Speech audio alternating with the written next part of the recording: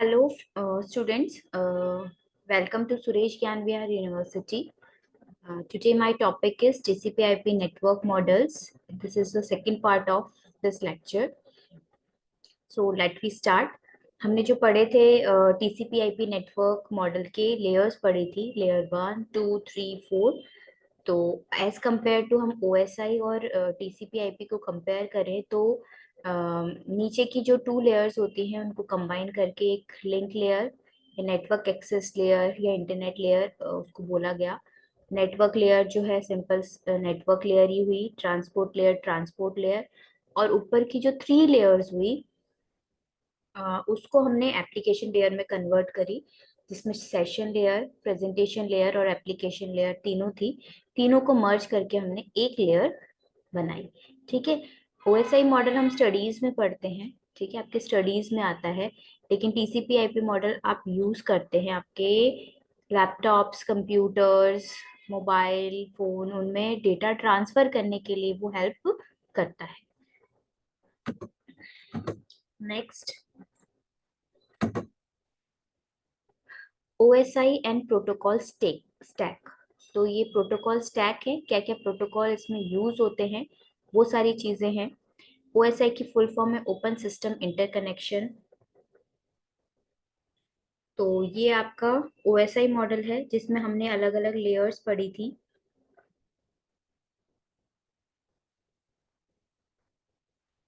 सबसे पहली लेयर हमने फिजिकल लेयर, फिर डेटा लिंक लेयर, फिर नेटवर्क लेयर, फिर ट्रांसपोर्ट लेयर, फिर सेशन लेयर, फिर प्रेजेंटेशन लेयर, फिर एप्लीकेशन लेयर। ये 7 लेयर्स हमने पढ़ी थी। इसमें आप देख सकते हैं लिंक डेटा लिंक लेयर और फिजिकल लेयर को कंबाइन करके एक लिंक लेयर बनाई गई है। ठीक है। और ट्रांसपोर्ट लेयर, नेटवर्क लेयर ही है।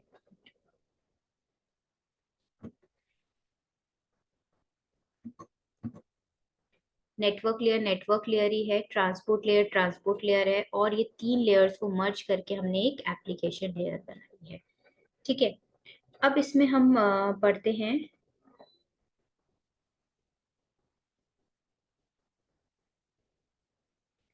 इसमें जो है आपका,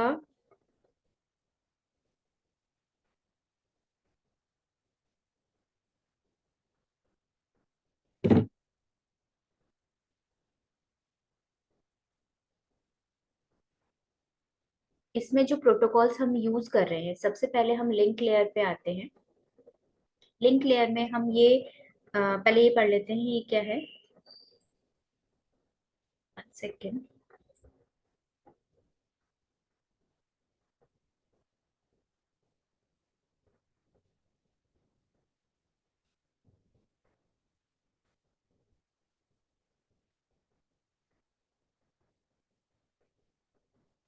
link layer include device drives, network interface card. जो लिंक लेयर है आपका डिवाइस ड्राइवर है, और नेटवर्क इंटरफेस कार्ड हम इसमें यूज करते हैं। नेटवर्क इंटरफेस कार्ड क्या होता है आपका, जो आपका मैक एड्रेस होता है जिसके ऊपर उसके, ये नेटवर्क इंटरफेस कार्ड के ऊपर मैक एड्रेस लिखा होता है। MAC address media access control होता है।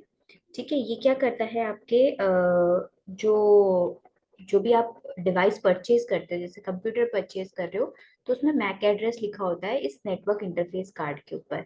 उससे ये पता चलता है आपने किस कंपनी से कौन सा कंप्यूटर परचेज किया है, कौन सा डिवाइस परचेज किया है, उसका एड्रेस क्या है। जैसे आईपी एड्रेस होता है वैसे ये एक मैक एड्रेस भी होता है। इसको हम फिजिकल एड्रेस बोलते हैं, और आईपी एड्रेस लॉजिकल एड्रेस होता है। ठीक है। अब इसमें आर, आर की फुल फॉर्म होती है एड्रेस रिजोल्यूशन प्रोटोकॉल। ये प्रोटोकॉल हम यहाँ पे यूज करते हैं। आर प्रोटोकॉल हम इसमें यूज करते हैं। आर प्रोटोकॉल क्या करता है, is a procedure for mapping a dynamic IP address to a permanent physical machine address in a local area network. ये क्या करता है, मैप करता है डायनेमिक आईपी एड्रेस को। डायनेमिक मतलब चेंजेबल जो आईपी एड्रेस है उसको मैप करता है परमानेंटली एक किसी फिजिकल मशीन एड्रेस के ऊपर इन ए लोकल एरिया नेटवर्क के अंदर। The physical machine address is also is also known as media access control, that is MAC address। ठीक है। इसको ये मशीन एड्रेस आपका क्या हो गया, मैक एड्रेस हो गया। तो ये जो दोनों मैक एड्रेस और रैप, ये जो है ये दोनों किस में आते हैं, ईथरनेट में आते हैं। ये क्या होता है, इसकी फुल फॉर्म मैं आपको बताती हूँ।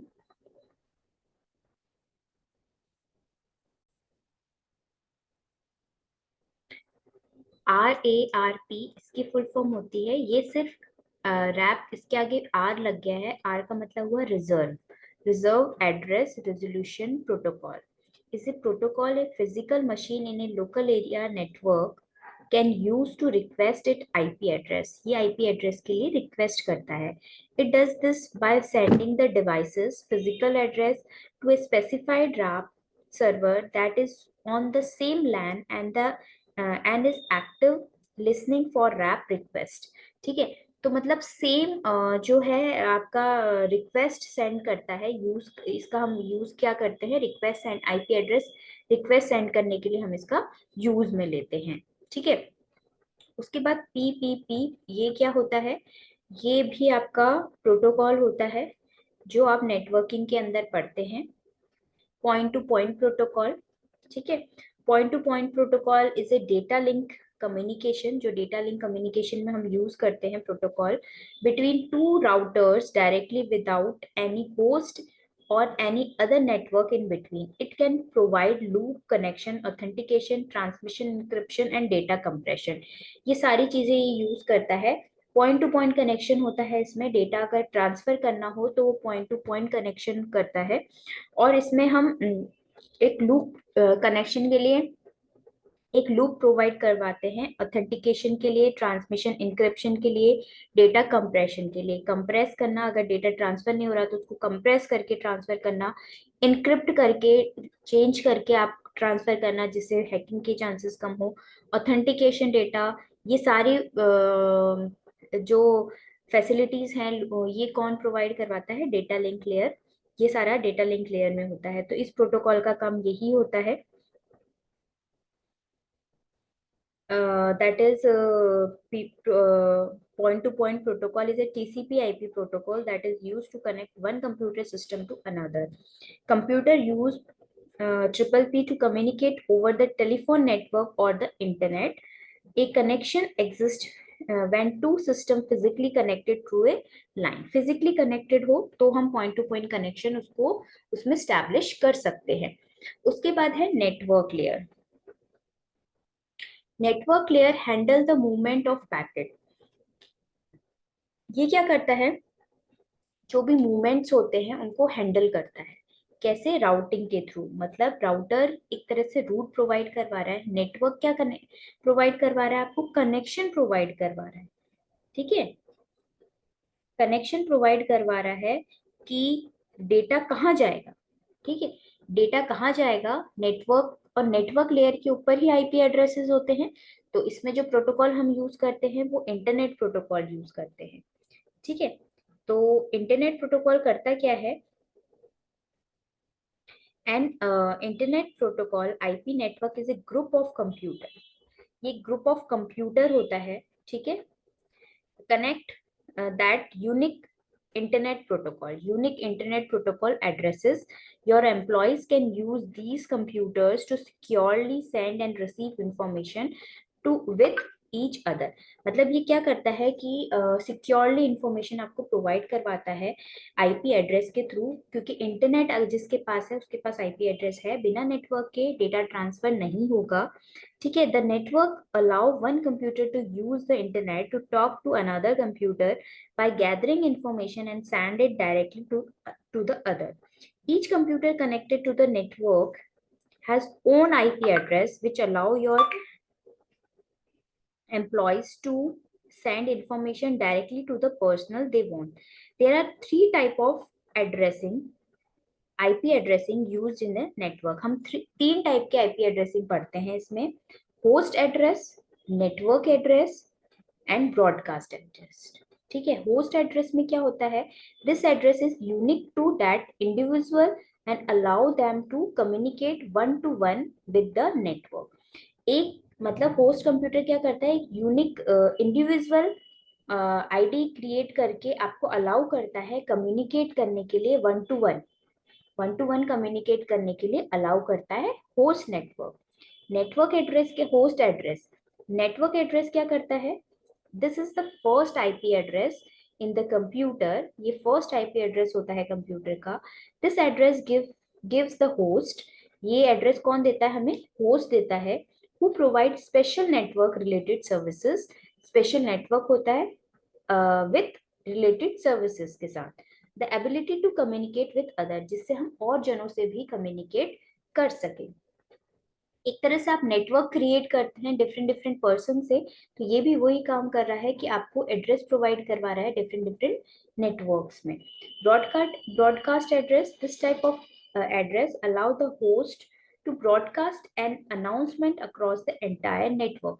जैसे मुझे बहुत सारे मुझे डेटा, बल्क में डेटा मेल करना है, व्हाट्सएप करना है, टेक्स्ट करना है, ठीक है, तो मैं ये क्या कर रही हूँ, ब्रॉडकास्ट कर रही हूँ, ठीक है, एक साथ आपने उसको ब्रॉडकास्ट कर दिया, तो वो काम कौन करता है, ब्रॉडकास्ट एड्रेस। ठीक है, आपके पास बल्क में ईमेल आईडीज हैं, तो आप बल्क में ईमेल आईडीज को क्या करोगे, ब्रॉडकास्ट कर दोगे उनके ईमेल आईडीज में। तो ईमेल आईडी जिसके पास भी जाएगी, तो आपके पास ईमेल आईडी होनी चाहिए, वो इम्पोर्टेंट है। ईमेल आईडी के साथ आईपी एड्रेस, जिसमें भी वो ईमेल आईडी यूज करता है, जिसमें भी एक्सेस करता है ईमेल आईडी, वो उसके साथ आईपी एड्रेस ऑलरेडी होगा, तो आईपी एड्रेस पे पहुंच जाएगा।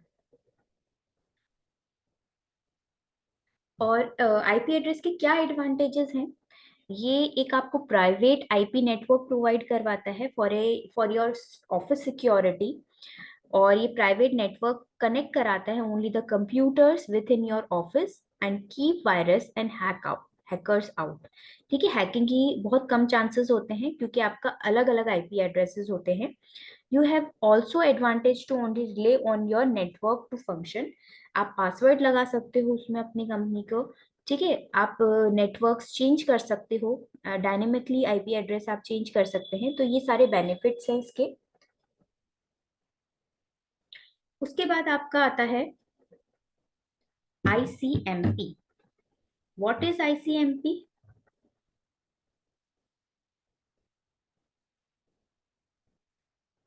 ICMP is internet control message protocol.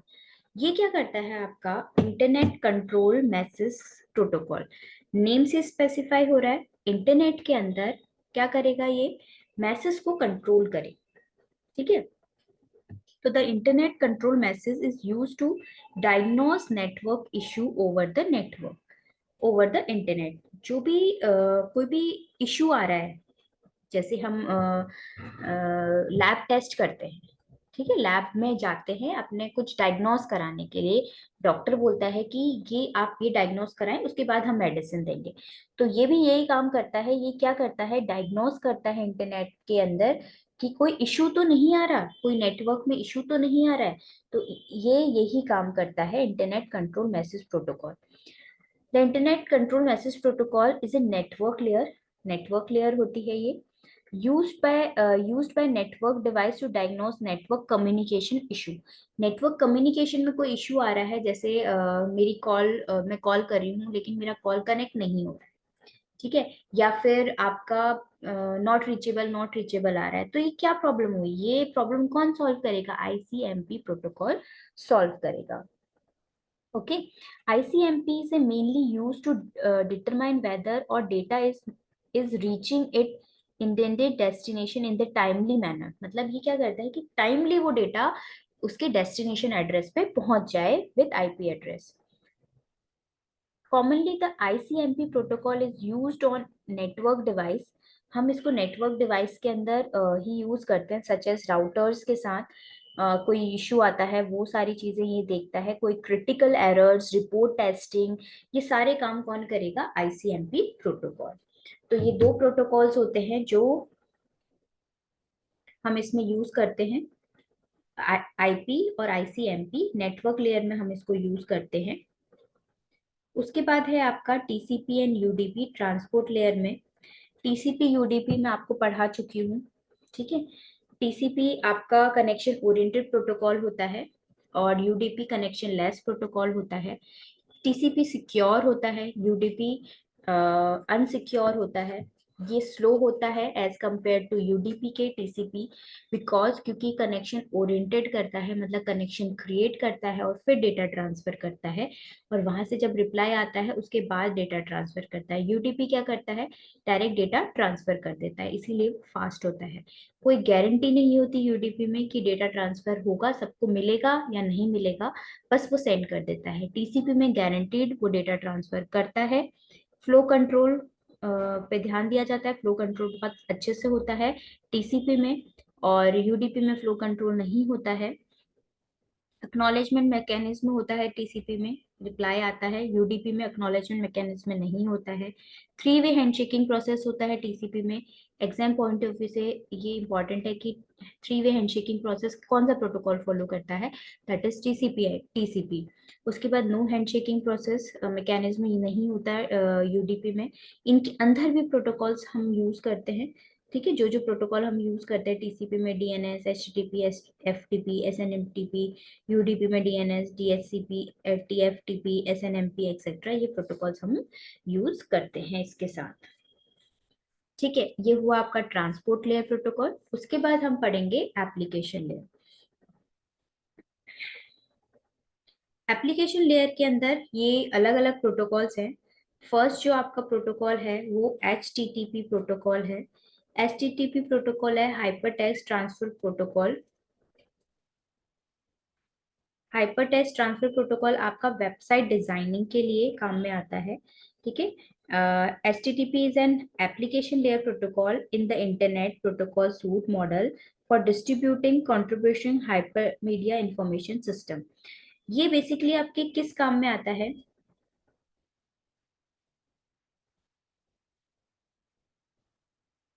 ये आपका जब आप इंटरनेट सर्च करते हैं, जब मैं लिखती हूँ www.http.www.com ऐसे करके करती हूँ, तो तब आपको ये काम में आता है HTTP.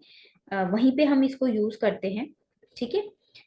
This is application layer protocol transmit hypermedia document such as HTML, hyper text markup language हम इसमें यूज करते हैं। It was design for communication between web browser, web browser में कम्युनिकेशन के लिए, web browser and web server में communication के लिए हम इसको यूज में लेते हैं, but it can also be use for other purpose के लिए भी हम इसमें इसको यूज में लेते हैं। ब्राउजर्स में ही ये काम आता है।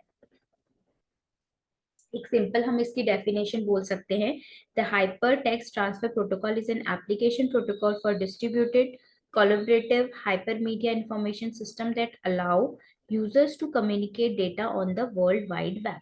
ये इसकी सिंपल डेफिनेशन है। उसके बाद आपका आता है SMTP, simple mail transfer protocol. ये क्या करता है आपका, ये मेल को ट्रांसफर करने में हेल्प करता है, मतलब आपका जो भी मेल होता है उसको ट्रांसफर करने में हेल्प करता है। तो SMTP is use to send and receive emails. ये सेंड करने में और रिसीव करने में दोनों में हेल्पफुल होता है मेल्स को। इट इज समटाइम्स पेयरिंग, ये कभी कभी पेयर करता है with IMAP or POP. For example, for example, by a user level application which handle the retrieval of messages, while SMTP primarily send message to server for forwarding। मतलब ये आपका बस ये याद रखें कि ये आपका क्या काम कर रहा है, ये आपका मैसेज को सेंड और रिसीव करने का काम कर रहा है। जब भी हम ईमेल में डेटा मेल सेंड करते हैं तो ये उसी में हेल्पफुल होता है, ठीक है। SMTP is a set of communication guidelines that allow software to transmit an electronic mail over the internet is called the simple mail transfer protocol, that is the definition of SMTP। SMTP यही काम करता है, और ये क्या करता है, इसकी full form SMTP simple mail transfer protocol होती है, ठीक है। It is a program used for sending messages to other computer user based on email addresses. It provides mail exchange between users on the same or the different computer, and it supports components क्या क्या होंगे, जैसे मैं client हूँ, client से मैं data send कर रही हूँ सर्वर को इंटरनेट के थ्रू। ठीक है, तो हम जो सेंड कर रहे हैं, जो सेंड करेगा डेटा उसको हम यूजर एजेंट बोलेंगे। ठीक है, यूजर एजेंट बोलेंगे, और बीच में जो मीडिएटर होगा उसको मेल ट्रांसफर एजेंट बोलेंगे, जिससे डेटा ट्रांसफर होगा, क्रॉस होगा। ठीक है, ये अलग अलग डिटेल्स हैं इसकी, तो हम इतनी डीपली नहीं जाएंगे। उसके बाद है आपका pop 3। Pop 3 is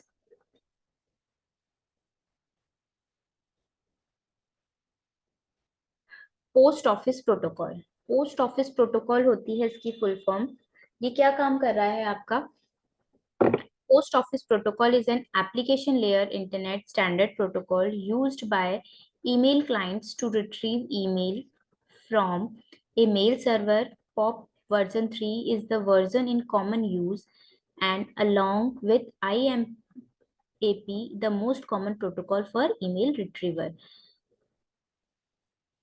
POP is the oldest protocol that is originally designed to be used on only one computer. Unlike modern protocol that is used two-way synchronization, POP3 only support one-way email synchronization, only allowing using to download email from server to client. जैसे हम mail transfer कर रहे हैं, ठीक है, हम mail transfer कर रहे हैं, तो एसएमटीपी जो होता है वो पुश प्रोटोकॉल बोलेंगे उसको, एसएमटीपी को। While POP is known as POP protocol. वो पॉप कर रहा है, उसको पुश कर रहा है, पुश कर रहा है एसएमटीपी।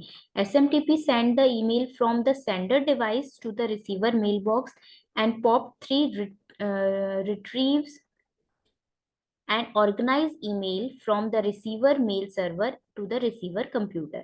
ये क्या करता है? रिट्रीव करता है, ऑर्गेनाइज करता है मेल्स को रिसीवर मेल बॉक्स में। कैसे ऑर्गेनाइज करना है, जो रिसीव कर रहा है उसको कैसे ऑर्गेनाइज करना है, वहां पे जाके वो कैसे ऑर्गेनाइज होगा, कैसे सेट होगा, वो सारी चीजें रिट्रीव करना मेल को, वो सारी चीजें कौन करता है? Pop 3 protocol.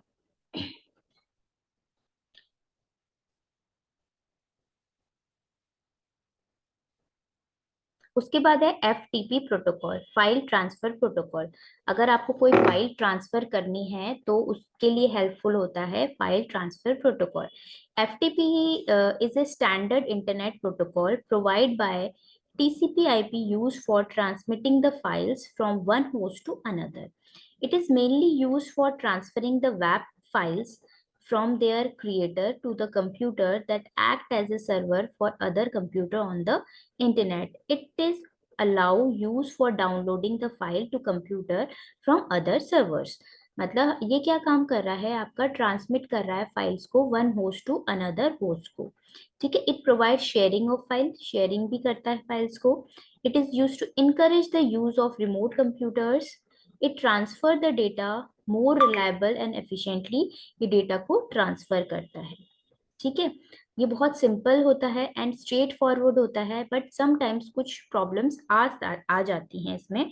For example, to system में have different file conversation, two system may have different ways to represent text and data, two system may have different directory structure. FTP protocol overcome these problem by establishing two connection between host. One connection is used for data transfer and another connection is used for control connection। इसके two types होते हैं, ये एक करता है data transfer, एक करता है कंट्रोल कनेक्शन। इसके दो पोर्ट एड्रेस इसीलिए होते हैं 20 एंड 21। इसके पोर्ट एड्रेस जो होता है 20 एंड 21 होता है। एक डेटा ट्रांसफर के लिए हेल्पफुल होता है और एक कंट्रोल कनेक्शन के लिए हेल्पफुल होता है। ठीक है, ये आपके थे, या ये आपके हुए एप्लीकेशन लेयर प्रोटोकॉल। जितने भी हैं ऐसे बहुत सारे प्रोटोकॉल्स हैं जो हम इसमें यूज करते हैं, लेकिन ये मेनली है। Transport layer provide a reliable flow of data between two host. दो होस्ट के बीच में रिलायबल डेटा फ्लो करता है। Application layer handle the detail of particular application. ये सारी जो पर्टिकुलर डिटेल्स हैंडल करता है एप्लीकेशन लेयर की।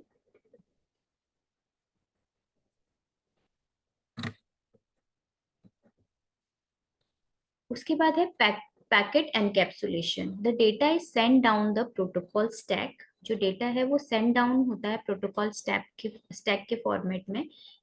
Each layer add to the data by presenting headers. देखिए इसमें लिखा हुआ है ये application layer, transport layer, network layer, data link layer, physical layer. ये जो 5 लेयर्स दिखा रखी हैं, इसमें ये जो 2 लेयर्स हैं वो एक ही लेयर है। कई जगह आपको 5 लेयर्स भी दी जाएंगी, ठीक है, लेकिन ये दो एक ही काम कर रही हैं, 2 लेयर्स।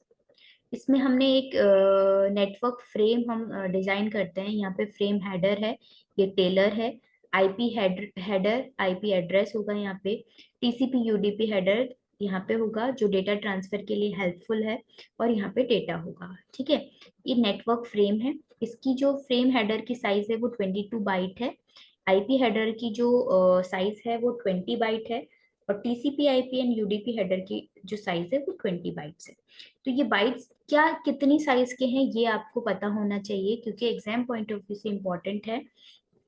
64 to 1500 बाइट्स की पूरा डेटा होता है, इसकी साइज होती है इस फ्रेम की, ठीक है। फ्रेम टेलर 4 बाइट का होता है ये टेलर। उसके बाद आईपी डेटाग्राम, क्योंकि यहाँ पे जो डेटा फॉरवर्ड होता है वो डेटाग्राम फॉर्म में फॉरवर्ड होता है। यहाँ पे आईपी हेडर होगा, टीसीपी हेडर होगा, ठीक है, और डेटा ट्रांसफर हो जाएगा, ठीक है। यहाँ पे सेगमेंट फॉर्म में होता है, ठीक है। जो डेटा ट्रांसफर होता है वो सेगमेंट फॉर्म में होता है। तो TCP UDP header, IP header हट गया यहाँ से, क्योंकि यहाँ पे नेटवर्क लेयर के बाद आईपी की रिक्वायरमेंट नहीं होती, क्योंकि आईपी एड्रेस तक वो पहुंच चुका है।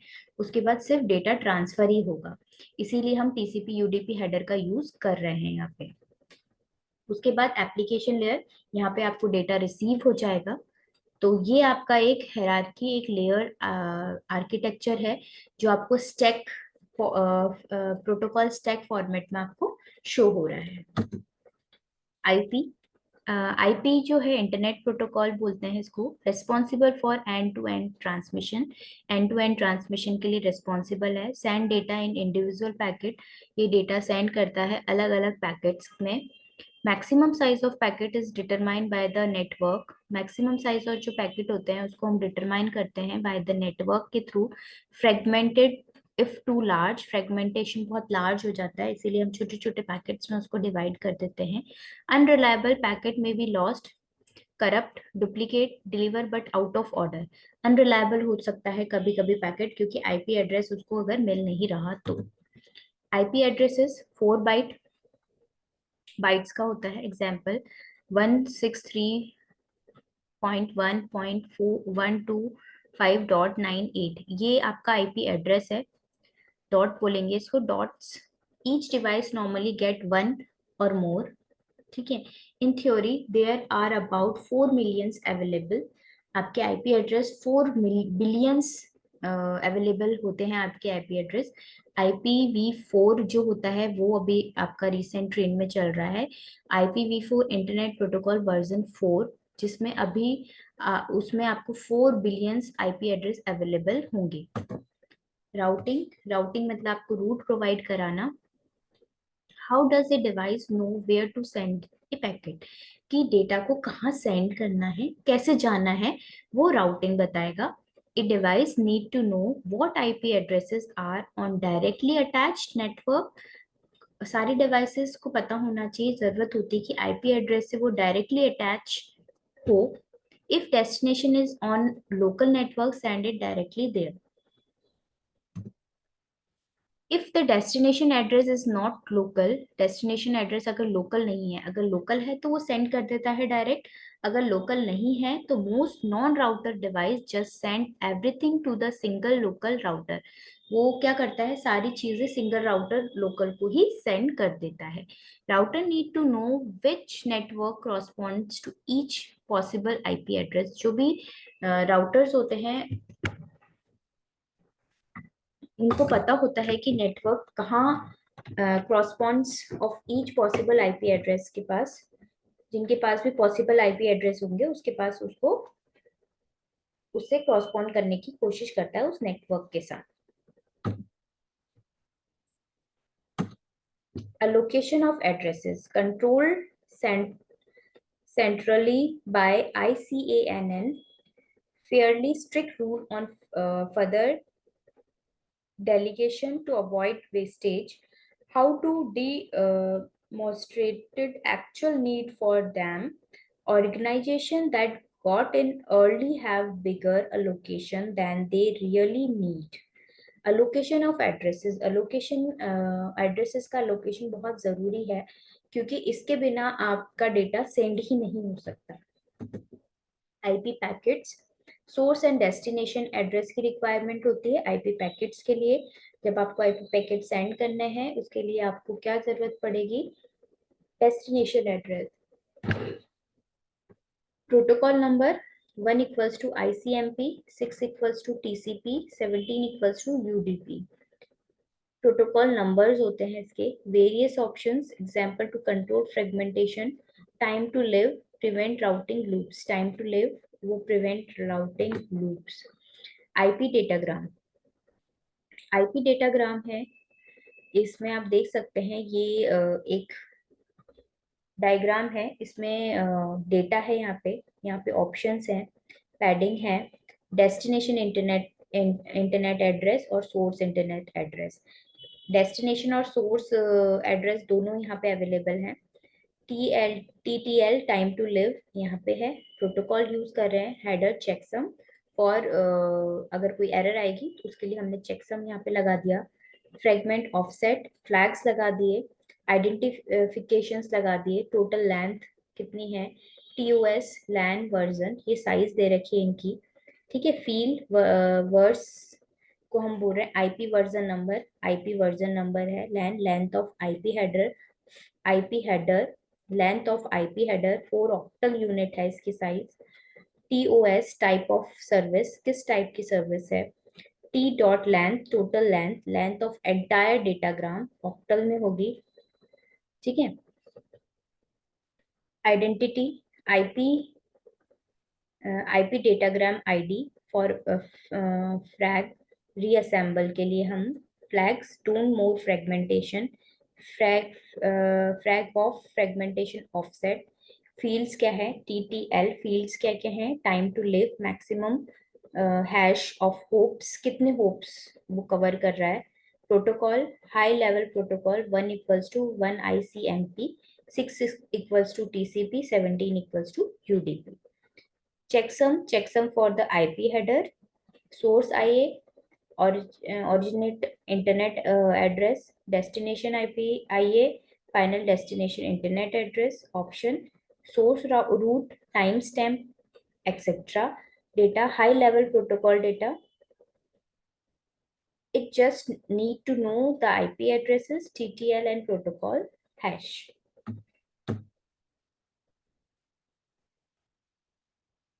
IP routing, source destination, यहाँ से डेटा हम सेंड करते हैं। ठीक है, इन दोनों के बीच में एक मीडिएटर होता है नेटवर्क और लिंक के बीच में, क्योंकि हम इसको हार्डवेयर लेयर की तरह परफॉर्म कर रहे हैं, क्योंकि उसमें भी हम हार्डवेयर लेयर बोलते हैं उसको, इसीलिए यहाँ पे राउटर की नीड होती है। यहाँ से डेटा इन होता है, फिर इसके मीडिएटर के पास जाता है, फिर यहाँ से आउट होता है। ठीक है, फिर ये लिंक के थ्रू ऊपर एप्लीकेशन लेयर तक पहुंचता है। Routing table, destination IP address, destination IP address चाहिए इसको। IP address of next hop routers, IP address के बाद नेक्स्ट कितने होप राउटर्स है, ये होप राउटर्स है, कितने होप राउटर्स है, मीडिएटर्स कितने हैं वो उसको पता होने चाहिए। फ्लैग्स लगे होने चाहिए कि उसका काम कहाँ तक पहुंचा उसको पता होना चाहिए। नेटवर्क इंटरफेस स्पेसिफिकेशन, नेटवर्क के साथ इंटरफेस करता है वो उसका क्या स्पेसिफिकेशन है वो उसको पता होना चाहिए। UDP,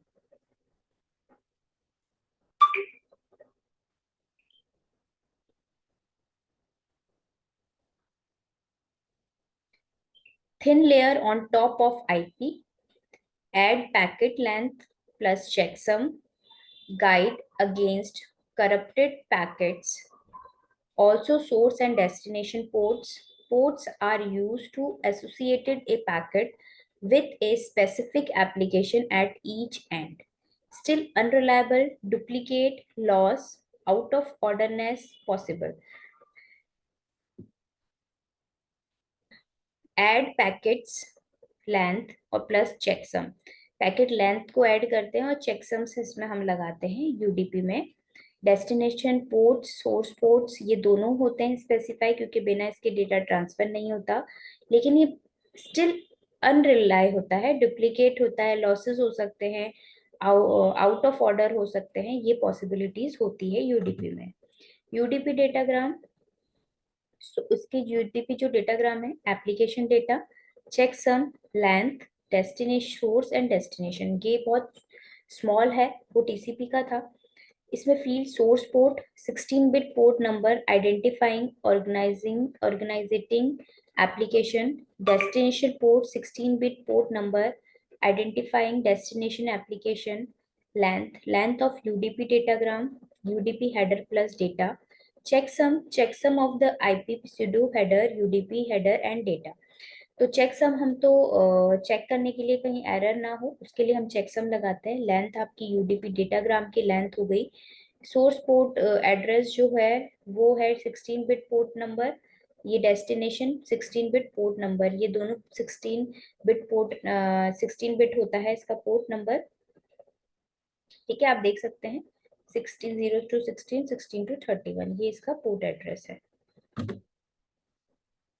Typically, application of UDP, where packet loss, etc., is better handled by the application than the network stack, where the overhead of setting up a connection is not wanted. VoIP, voice over Internet Protocol, NFS, Network File System, file save करने के काम आता है। Most games, TCP, reliable, full duplex, connection oriented होता है, stream delivery, interface presentation to the application does not require data in individual packets, data is guaranteed to arrive and in the correct order without duplications or the connection with the dropped imposed significant overheads। Application of TCP, mostly things हम HTTP और HTTP application पे ही work करते हैं। Save the application in lots of work, so used unless there's a good reason not to। TCP implementation, connection are established using a three-way handshaking. Data is divided up into packets by the operating system. Packets are numbered and received packets are acknowledged. Connections are exceptionally closed or mainly unnormally terminated। TCP packets, source plus destination port, sequence number, acknowledgement number, checksum, various options। तो source plus destination port होना चाहिए, बिना उसके data transfer नहीं होगा। उसके साथ हम सीक्वेंस नंबर, क्योंकि डेटा सीक्वेंस वाइज ही डेस्टिनेशन तक पहुंचेगा। अक्नॉलेजमेंट नंबर भी आता है उसके साथ, चेकसम भी हम लगाते हैं अगर कोई एरर आएगा, और वेरियस ऑप्शंस जो अवेलेबल होते हैं वो भी हम इसमें लगाते हैं। TCP segments, source port, destination port, sequence number, acknowledgement number, reserve, flags, window, checksum, urgent pointers, option, padding। Source port, identify organizing application, destination, identify destination application, sequence number of the first octet in a segments, acknowledgement, sequence number of the next expected octal if acknowledgement flag is set. Length of TCP header is 4 octet unit. Flags, TCP flags, synchronization flag, reset flag, acknowledgement flag, push flag, urgent flag के अलग अलग types के flags हम इसमें use करते हैं। Window, number of octet from acknowledgement that send will accepted। checksum of IP pseudo header plus TCP header plus data। Urgent pointer to end urgent data के लिए हम पॉइंटर यूज करते हैं। Option, special TCP option such as MSS and window scale, ये option extra हम रखते हैं इसमें। टीसीपी डेटा ट्रांसफर, ये 3-वे हैंडशेकिंग प्रोसेस है, आप देख सकते हैं ये क्लाइंट है, यहाँ पे हम पैकेट सेंड कर रहे हैं। Send 1 packet, start timer, packet send कर दिया। Packet should arrived, acknowledgement should be send.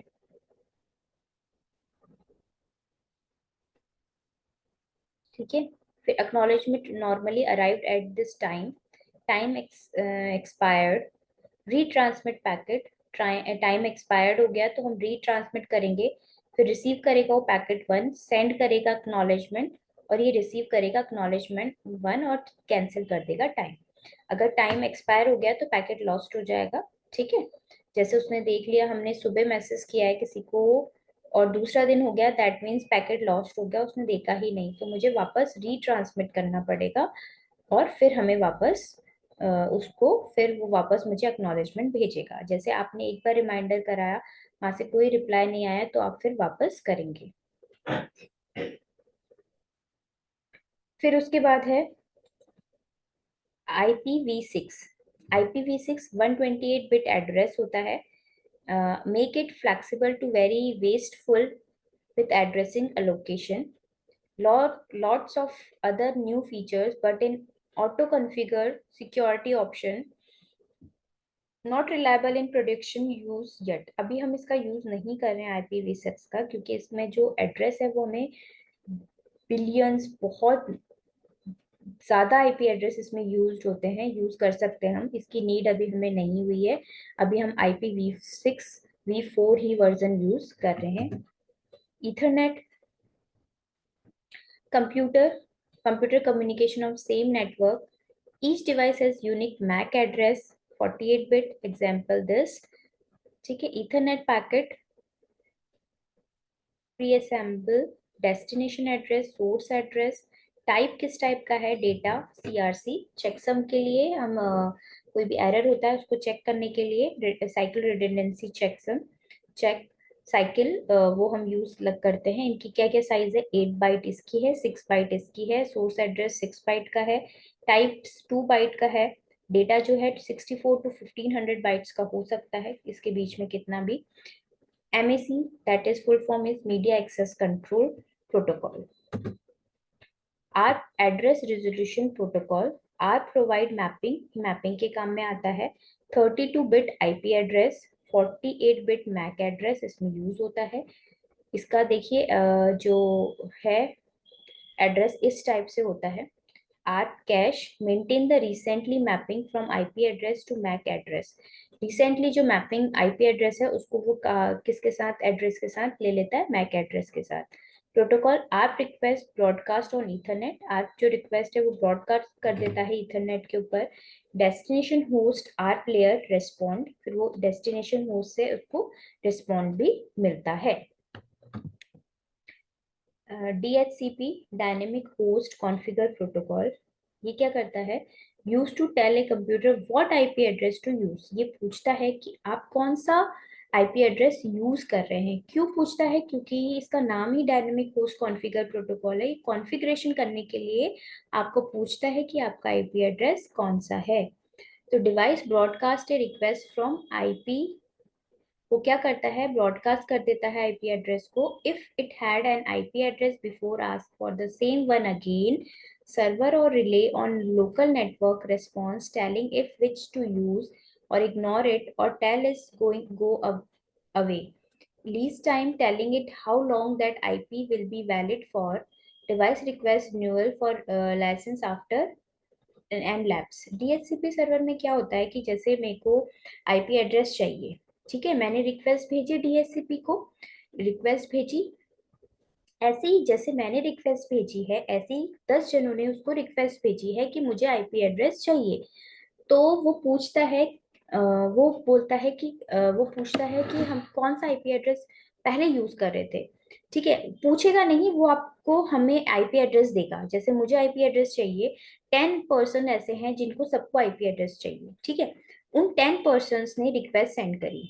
ठीक है, आई DHCP के पास सबसे पहले जिसकी रिक्वेस्ट आएगी वो उसको वो IP एड्रेस अलॉट कर देगा। ठीक है, उसके बाद दूसरे नंबर पे जिसकी रिक्वेस्ट आएगी फिर उसको IP एड्रेस अलॉट कर देगा। ठीक है, लेकिन ये नहीं है कि सेम IP एड्रेस तो मिलेगा नहीं, लेकिन वो क्या करता है, जिसकी IP रिक्वेस्ट पहले आती है वो क्या करता है, उसको रिक्वेस्ट सेंड कर देता है। जैसे 10 जनों की एक साथ रिक्वेस्ट आई है तो वो क्या करेगा, 10 जनों की एक साथ रिक्वेस्ट आई है तो वो 10 ही जनों को एक साथ रिक्वेस्ट आईपी एड्रेस ब्रॉडकास्ट कर देगा। ब्रॉडकास्ट करने के बाद जो उसको पहले पिक करेगा, वहां से उसके पास रेस्पॉन्स मैसेज आ जाएगा, वो उसको पिक कर लेगा, उसके पास रेस्पॉन्स मैसेज आ जाएगा कि हाँ ये मेरा आईपी एड्रेस है, तो फिर वो उसको फिक्स कर देगा। ठीक है, ये डीएचसीपी सर्वर का वर्किंग होती है। तो ये हमारा था इंटरनेट प्रोटोकॉल्स जो हमने पढ़े। ठीक है, आई होप आपको समझ में आया होगा। अभी तक ये आपका ये कंप्लीट हो गया टीसीपी आईपी मॉडल। तो thank you so much for